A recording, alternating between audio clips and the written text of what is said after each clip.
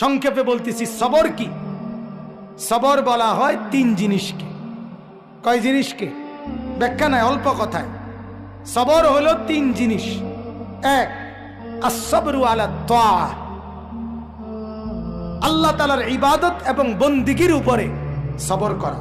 মানে পৃথিবীর যত কিছু হোক, দুনিয়া উল্টে যাক, আমি আল্লাহ তাআলার ইবাদত ছাড়ব না। এটা সবর, এটা ধৈর্য, এটা ধৈর্য। আমি সবর করব। প্রচন্ড শীত, কনকনে ঠান্ডা, আমি ফজরের নামাজ পড়বই, আমি মসজিদে যাবই, আমি যাব, আমি জামাত পড়বই। আমার শায়েখ আল্লামা মুফতি মুশতাকুন নবী সাহেব বহু সময় আমারে বলছে, হযরত, যে মাওলানা মাহফিলে রওনা দেওয়ার সময় নামাজের